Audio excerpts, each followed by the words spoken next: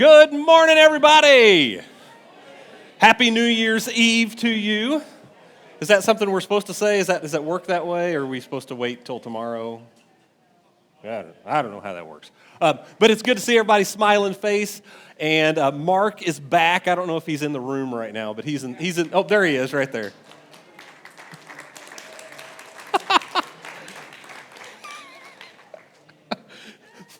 I love that you're clapping for him. I think that's wonderful. Wonderful. Hey, it is, the end of 2023, and so I'm guessing lots of resolutions and new stuff happen for next year, and we want next year to be a better year, right? Yeah. Not that 23 was bad. I thought 23 was pretty good, but let's pray for that right now. So here we go. Dear Heavenly Father, I thank you for who you are. I thank you for Parkview Christian Church, but right now we ask that we be better in 24 than we were in 23. We thank you for 23, but we ask that you bring great things to our church, and today I ask that our lives be changed for what goes on here. It's in your Son's name we pray. Amen. As the sun rises on a new year, we reflect on the moments that shaped us, the challenges that tested us, and the joys that filled our hearts. In the ever-changing landscape of life, one thing has remained constant: our God. He is unchanging and steadfast. He walks with us through every stage of life. As we enter into this new year, we have the privilege of walking with the same mighty God. The same God who made a way when all else felt dark. The same God who is making an eternal home for us. His promises endure, bringing hope and light to every corner of our existence. With each sunrise, His love unfolds anew, guiding us through the uncharted territories of the coming days. As we navigate the unknown, we cling to the certainty that His grace will be our compass, leading us towards a future filled with purpose and direction. We don't know what this year is going to bring, but we do know who is going before us and beside us. As we step into the new year, let us marvel at the wonders around us. Let us find joy in the simple yet profound truth that our God remains the same. Everyone, please stand and worship with us.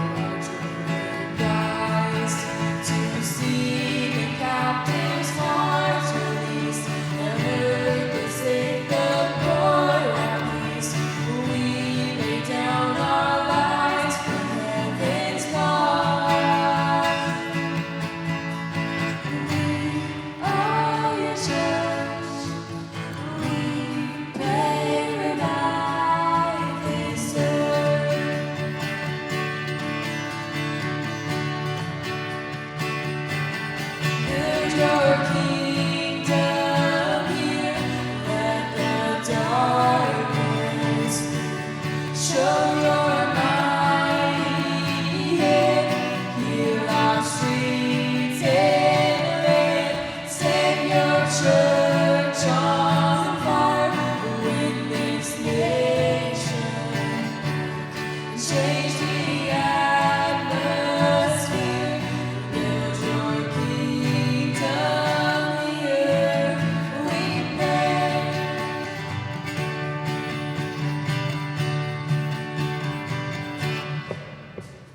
Unleash your kingdom's power, reaching the near and far.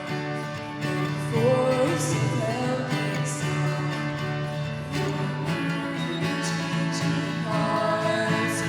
You made us for much more than this. Awake the kingdom seed in us. Fill us with the strength and love of Christ. We are your church, and we are the hope on earth. Build your kingdom here, let the darkness show your mighty hand.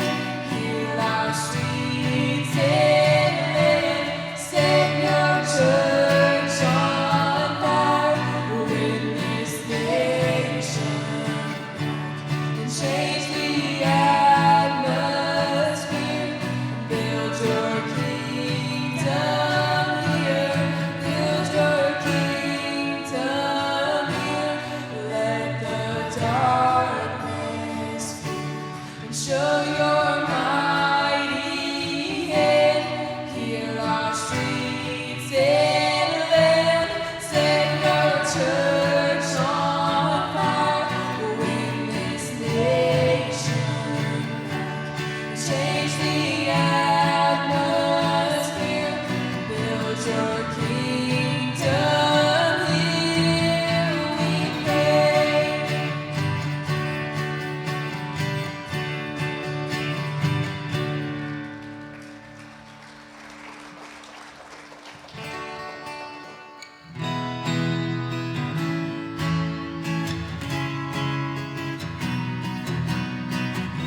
Greatest day in history.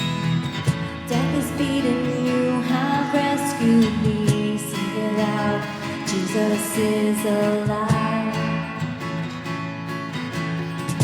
The empty cross, the empty grave. Life eternal, you have won the day. Shout it out, Jesus is alive. He's alive, and oh, happy day,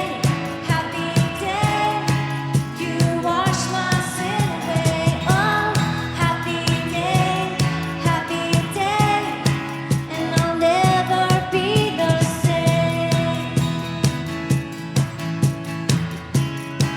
Forever I am changed.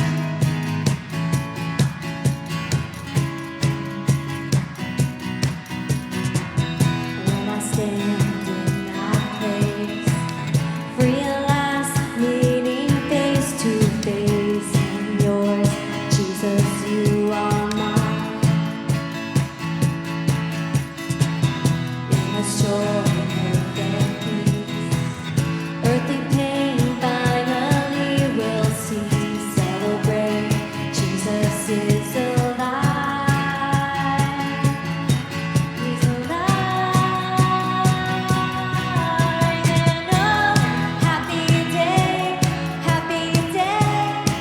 you wash my sins away. Oh, happy day, I'll never be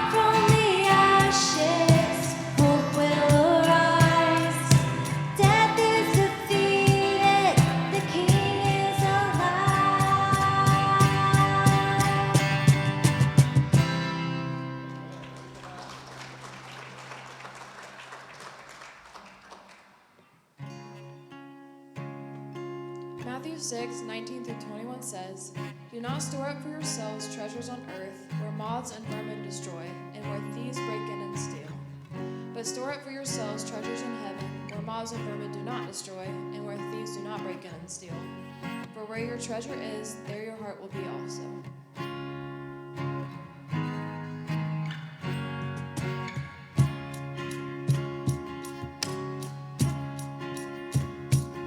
I stand amazed in the presence of Jesus the Nazarene, and wonder how he could love me, a sinner condemned unclean. How marvelous, how wonderful, and my song shall ever be. How marvelous, how wonderful is my Savior's love for me.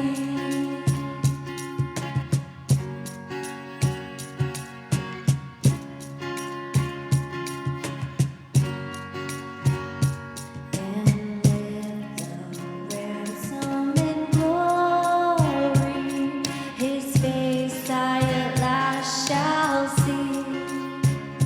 'Twill be my joy through the ages to sing of his love for me.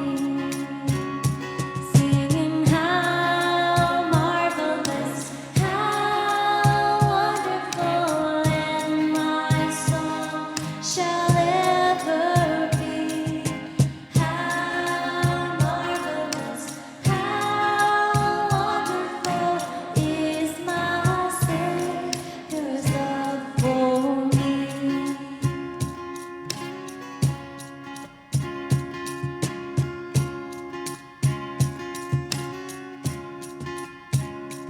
He took my sins and my sorrows, he made them his very own. He bore the burden to Calvary and suffered and died alone. How marvelous, how wonderful, and my song shall ever be. How marvelous, how wonderful is my Savior's love for me.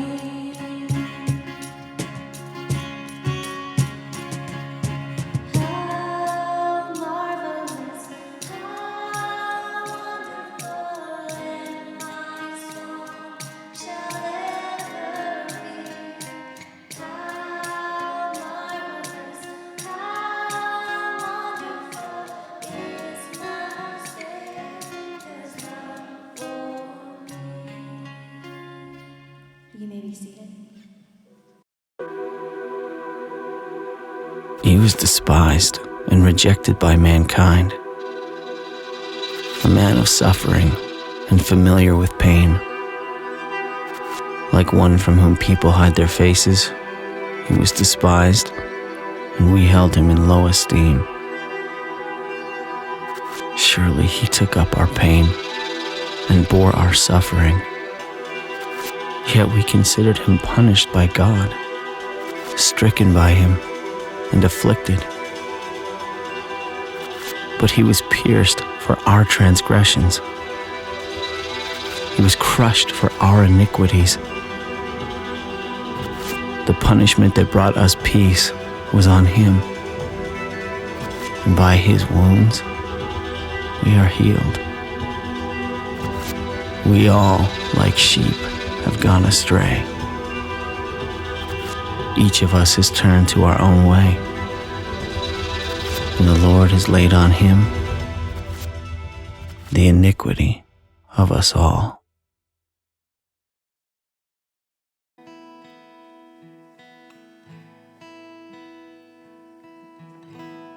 Good morning.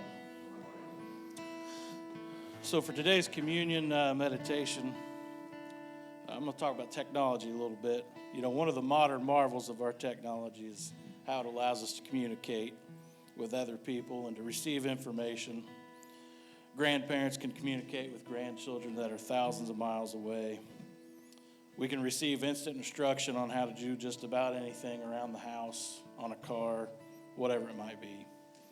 We can watch news stories, sporting events from around the world as they happen.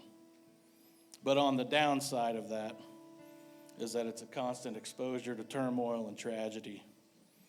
And that characterizes a lot of our world. Watching the news is no longer limited to an hour or two a day, and we can see those news stories unfolding 24/7. You know, if we're not vigilant with stuff like that, such sights day after day can take a spiritual toll on ourselves. They can cause us to forget, as Paul wrote, that we live by faith, not by sight, in 2 Corinthians 5:7. And Jesus told us in John 16:33, in this world you will have trouble. And that seems rather obvious. But it's what Jesus said before and after that statement that makes it worth the while. Before it, Jesus said, I have told you these things so that in me you may have peace. And after it, he said, but take heart, I've overcome the world. On the night Jesus made this statement, a special kind of trouble awaited him. And he knew exactly what it was. It was his arrest, his eventual death by crucifixion. On that same night, he introduced the Lord's Supper with his disciples. In just a few hours, it would look as if Jesus had himself become overcome, that his enemies had succeeded in silencing his voice and erasing any influence he had. But 3 days later, that voice and that influence returned in resurrected power. So let's ask ourselves, what is it about in life, in this world, that tends to make us feel overcome? And that's going to vary for all of us. And we can probably all likely give more than one response. Each of us has these personal circumstances or situations involving family or friends or ourselves that can weigh us down, that illustrate the trouble that comes with this world. You know, Jesus contrasted that. In that verse, he said, in this world where there is trouble, but he said, with life in me, there's peace. So communion offers us the opportunity to remember that while we must live in this troubled world, we have also chosen to live in Jesus. We have chosen to be in his kingdom and not of this world. So as we take communion together, let us also, as Jesus said, take heart, because he's overcame and he's overcame for us.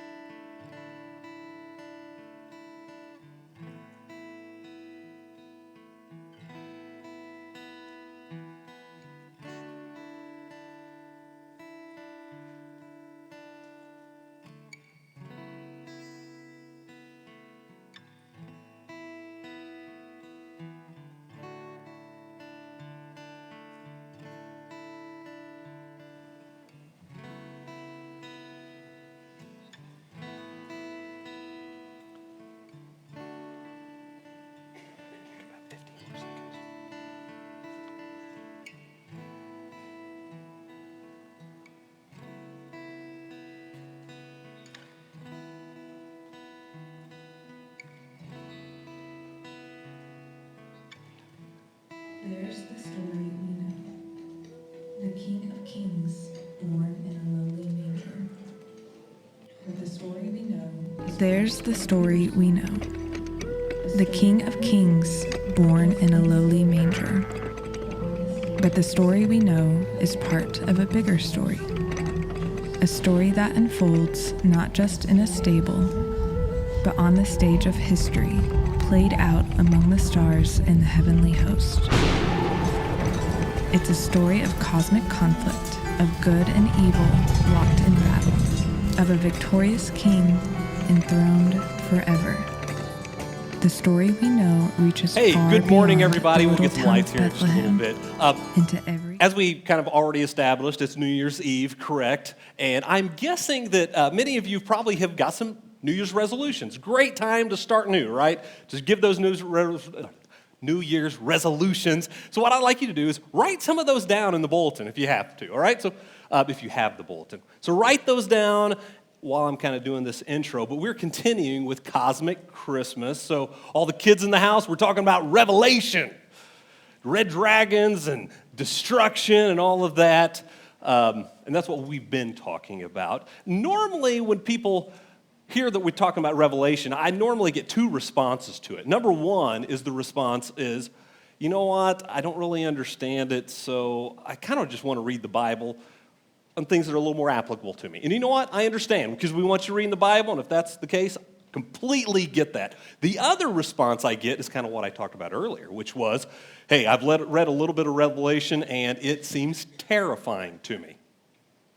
And let me tell you, if you're a Christian, you shouldn't be terrified at all. Really, the book of Revelation gives hope. It says in Revelation 1 and in 22, so at the beginning and the end, it says this: "Blessed is he who reads and those who hear the words of prophecy and heeds things which are written in it, for the time is near." It says, "Blessed are you if you listen to this." And then 22:7, "Blessed are those who obey the words of prophecy written in this book."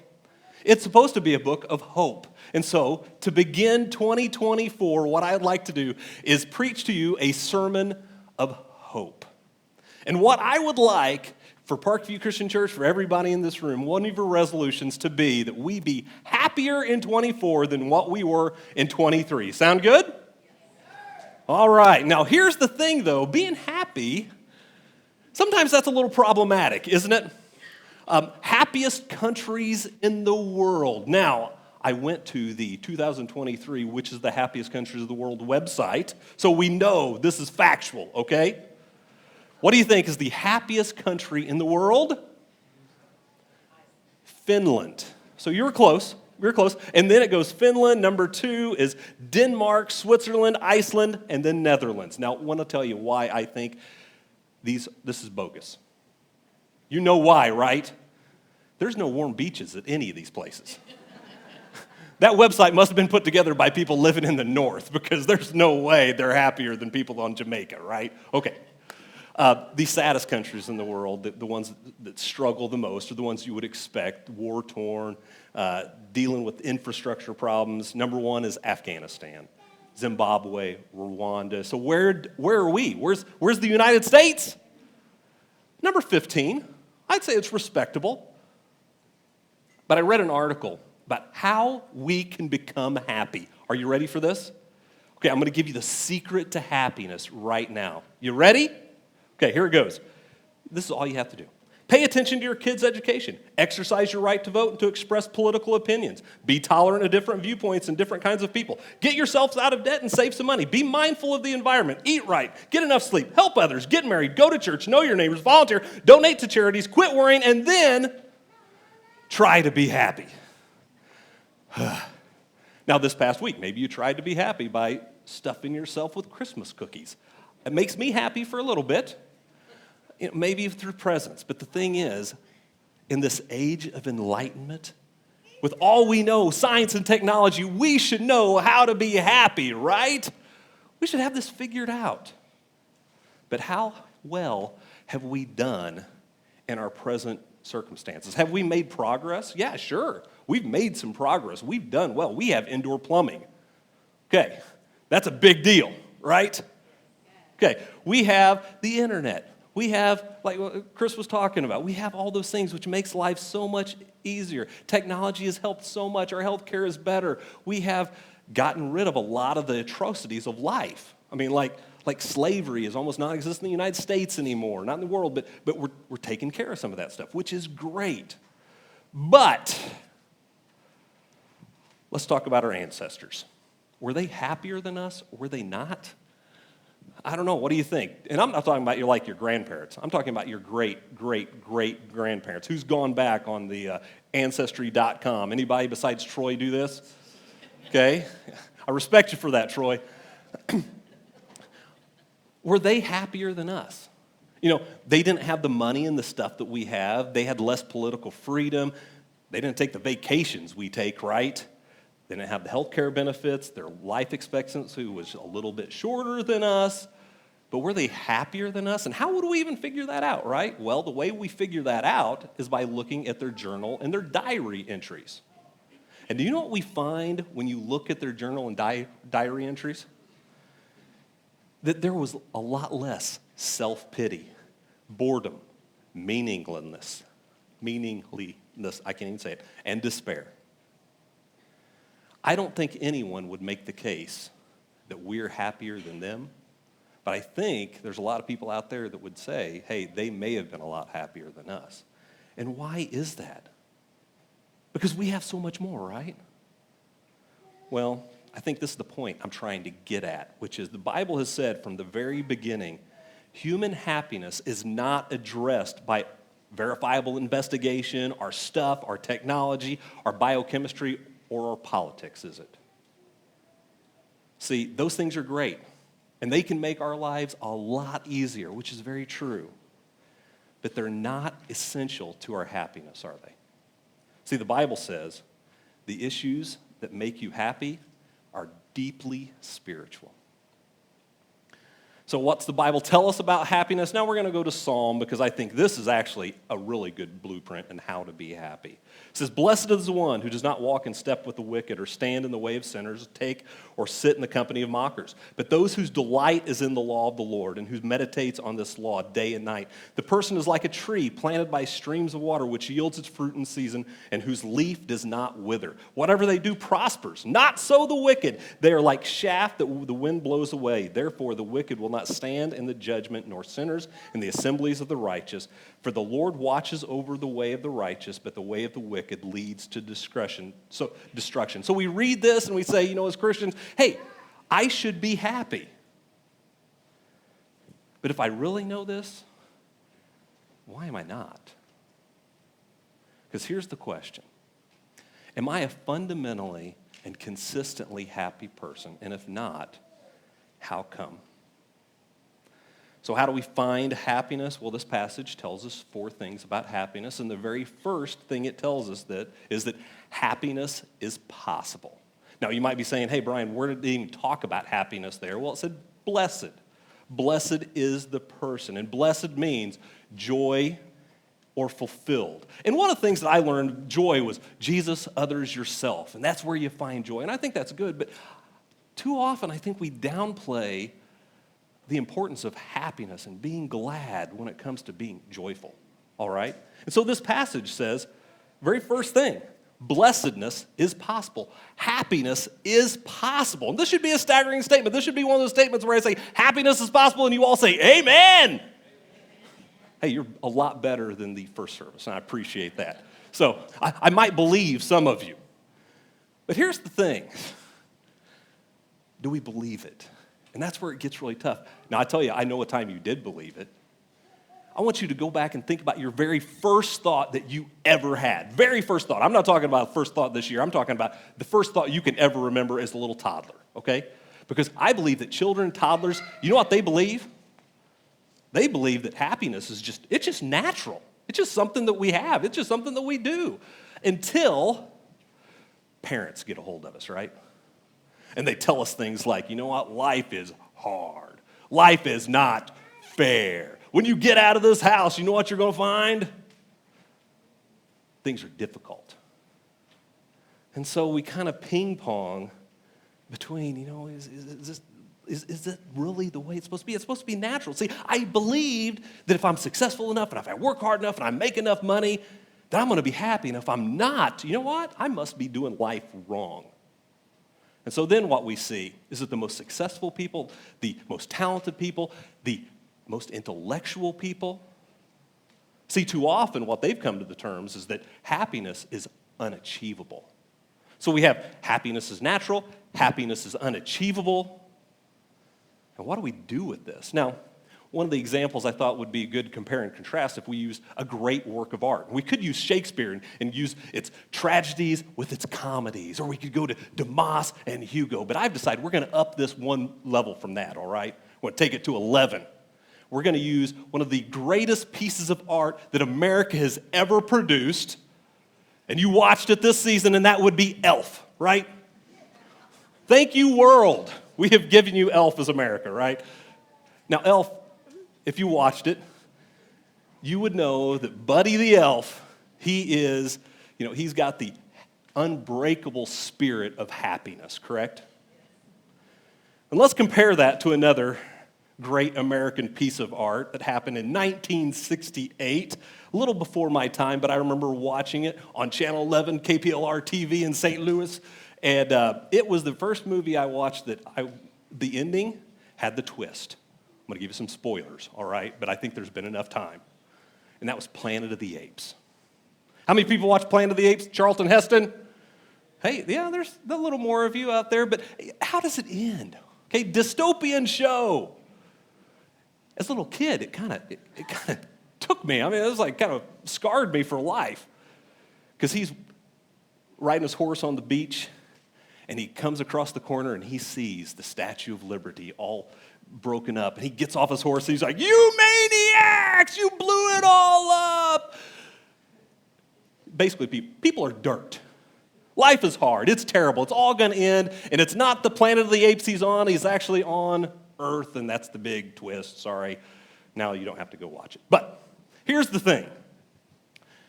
There are 4 types of people in this world. Okay, we have type 1, Buddy the Elves. You know, they're the naive. They're the young. They think happiness is natural. Then we have the intellectuals. And they're the people that think happiness is just unachievable. People are dirt. Life is terrible. It's awful. But then the third type of people are what most people are. The people that want to live in this camp. But tragedy strikes, and what happens? Life's awful. But there's a fourth type of person. And these are the people that we are supposed to be, that Christians are called to be. And those are the ones that understand what the Bible says. Those that know that happiness is not natural, but happiness is also not unachievable, but happiness is possible. Amen. It's possible to be a fundamentally happy person. And that leads us to our second point, which is happiness offered by God is fundamental. But the question then I ask myself, if happiness is possible, then why do so few people actually have it? And I'll say, here's the reason. We look for it in the wrong place. Psalm 1:3 says, "The person is like a tree planted by streams of water, which yields its fruit in season, and those whose leaf does not wither. Whatever they do prospers." So now I want to give you a picture of a tree. And if you think about trees, you can't just have one picture of a tree, right? Because they go through seasons. Sometimes they bloom. Sometimes there's fruit. Sometimes there's leaves in the winter. Sometimes there's nothing. Sometimes they go through a drought and it just withers up. And that's how most trees look, except that's not the tree that the author is describing here. The tree the author is describing here, it's the evergreen. And why is that? Well, it's because its roots are planted near a spring, near a river. So the first mistake that we make is that we try to find our happiness through the seasons, through our circumstances, through our stuff. And so we think that happiness is just supposed to rain down on us with our stuff, with where we are in life, with the good things that we do, all of this stuff. But guys, happiness is never determined by what happens to you, but by what you are. Okay, let me just kind of explain this a little bit more.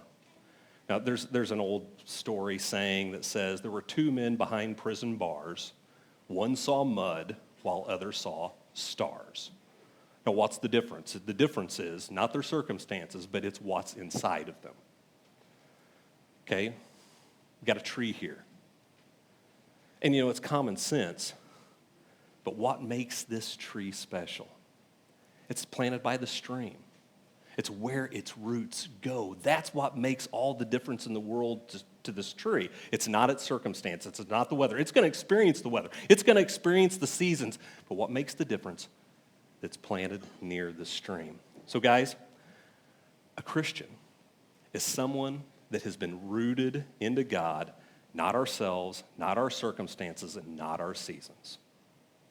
Now, we've got rooted groups that are coming up. Some of you went through the rooted classes, but this is what the rooted classes are all about. This is the basis of the rooted classes, that we need to be deeply rooted into God, and that's what those classes are all about. So I want to encourage you, sign up for those. They're going to be starting December 21st is the Sunday groups, the Wednesday before that. So do that. Sign up for that right now. But if we want to be fundamentally happy, God has got to be where we find our strength, where we find our water, where we find our nourishment. See, the tree, it's going to experience the tough times, the hard times, but its leaves will never wither. But guys, notice that there is a balance here. 1 Peter 1:6 says, "And all this you greatly rejoice, though now for a little while you may have had to suffer grief in all kinds of trials." Now, I want you to notice that it's not past tense here. It doesn't say you once time experienced joy. It doesn't say you will experience joy. And it also does not say you're going to experience joy while avoiding all troubles. It says you're going to experience joy while you're experiencing trouble. Now, one thing I want to be very, very clear about is that we don't just want to laugh away our problems. Has anyone ever heard of laughing yoga? If you haven't, I got a little clip of it right now. My name is Geeta.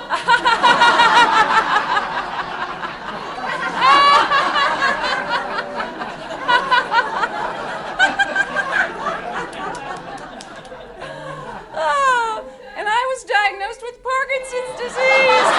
Okay, all right, so that's enough. That's all I can take of that. Oh, please stop it. Please stop it. Very good, very good. Oh. Yay! I want to be very, very, very, very clear. That's not what I'm talking about. That's not what I'm preaching right now, okay? We're going to go through hard times, and if you just try to laugh them away, number one, I don't think it'll work. Number two, I think it's unhealthy. And even more importantly, I believe that is unbiblical. We're going to experience grief. We're going to experience hard times. And that's when our roots just need to go deeper. Happiness that the Bible talks about is not this, ha, ha, ha, I have to be smiley all the time, even when I'm experiencing tough times. It's not a fun lightheartedness, but a joy that's permanent and overwhelming and overlapping. And that's how you know you have the fundamental happiness of God. See, happiness does not come from our circumstances. It's not something you just muster up. But guys, happiness is also not brought about by trying to control our circumstances, but it's actually brought about by controlling our allegiances. Which brings us to my third point, and probably the most important point, all right? And that's that happiness can never be found directly. So, at the very beginning, I read Revelation, blessed is the person. And then at the very end of Revelation, blessed is. Psalm 1, blessed is. The Beatitude, blessed are the. Now, notice it never says, blessed is the person that seeks out blessedness. It never says that. What's it say? Blessed is the person that seeks righteousness, that reads these words and does them.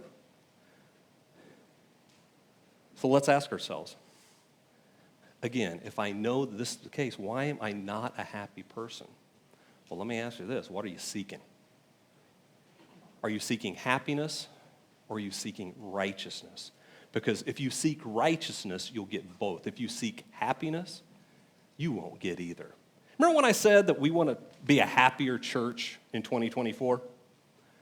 I think at this point we need to just scratch that out. Now, I want us to be happier, sure, but that can't be our goal, because the person that is happiest is the person that stopped trying to be so happy. So we have to ask ourselves, What are we living for? Are we seeking righteousness? Are we seeking God? Are we just trying to seek our own happiness? Matthew 6, Jesus puts it this way. He says, so don't worry, but seek first his kingdom and his righteousness, and all these things will be given to you as well. And when I read passages like this, especially verse 31, I think, I worry about worrying. Okay? Anybody else with me on that? But Jesus is saying, Brian, you don't get it. The reason you're worrying is because you're so concentrated on yourself. You're worrying about, you're focused on the wrong things. Because if you focus on, as he says, his kingdom and his righteousness, guess what happens to the anxiety? Doesn't mean hard times won't come. It just means you won't have to worry. Guys, we want to live upright lives. I want to live righteously. I want to live a life that I don't cheat. I want to live a life where I hold on to promises. I don't lie. But why don't I? Because I want to say, yeah, hey, you know what? 2024 comes, and I'm going to live uprightly, and I'm going to follow God, and I'm going to do all these things, and I'm going to live the way that I'm supposed to live, except when it might cost me. You know, if I'm up for that promotion and I conveniently leave out some things that I probably should say, but hey, I'm not lying because I just didn't say it. Why do I do that? Or I might lose a lot of money on something if I told all the truth. Hello, taxes. Why do we lie? Why do we cheat? Why don't we even live up to our own standards? Well, I think it's because we're seeking our own happiness first. See, there's only one thing you believe, and that is your top priority. And if your top priority is your happiness, everything else will come second. And Jesus says if you seek happiness, it will escape your soul. If you make a happy marriage your top priority, your marriage won't be great. If you make your family your top priority, you will lose it. If you make your success your top priority, you are going to be filled with anxiety. See, people say they want to hold on to a moment all they can, but when they do that, they end up destroying it. So let's put it another way.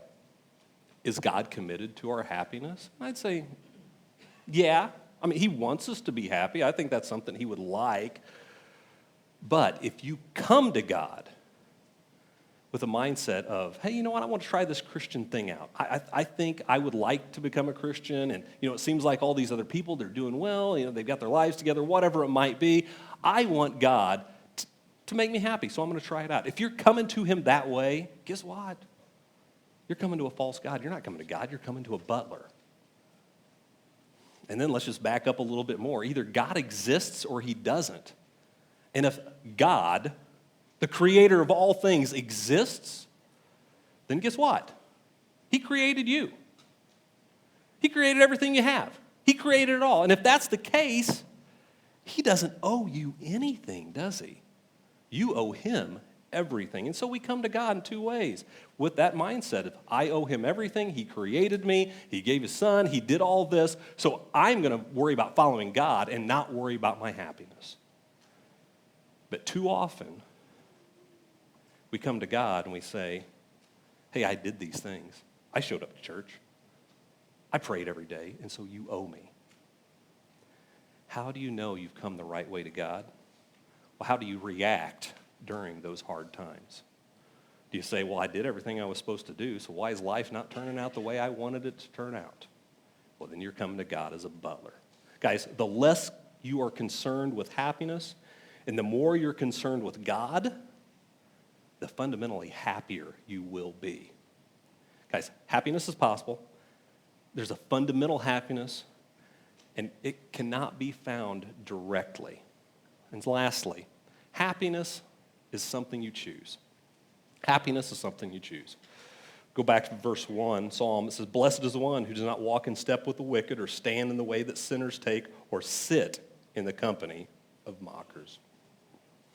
Now, this word sit, it basically means, who do you belong to? Do you want to be happy? Well, the first thing you need to figure out is, who do you belong to? Who owns you? 2 Corinthians 4, Paul writes, we're hard pressed on every side, but not crushed, perplexed, but not in despair, persecuted, but not abandoned, struck down, but not destroyed. What Paul is saying here, of course, you're going to go through hard times. Life is going to throw some things at you that are going to be hard to take.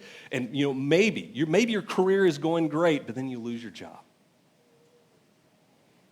Or even worse, you're at the altar and the bride or the groom, they don't show up. How are we supposed to react? Well, you know what? It's perfectly normal to be sad, to feel that, to feel the grief. Because does God want you to have a happy marriage? Yeah. Does he want you to have a good career? Sure. And if it doesn't work out, it's perfectly understandable to be downcast about that and to be upset. But here's the thing. This is what you choose, okay? There's a difference between trusting your spouse and putting all of your trust in your spouse. There's a difference between trying to work and have a great career or finding all of your hope in your career and your success. See, if you're Christian and you're not fundamentally happy, you need to ask, where am I sitting? Where do I find my trust? What owns me? Because where's our heart go? So I want us just to consider Jesus really fast. If people were to ask, who is the happiest man ever to live on this earth? I think there's a lot of people, the vast majority of the people in this world would say Jesus Christ. But here's the other thing. If you read about Jesus, he's crying a lot. It says in verse 2, and this is where Jesus, we need to take the example. It says, whose delight is in the law of the Lord. And Jesus, he found his delight in God. I want to end with one last story.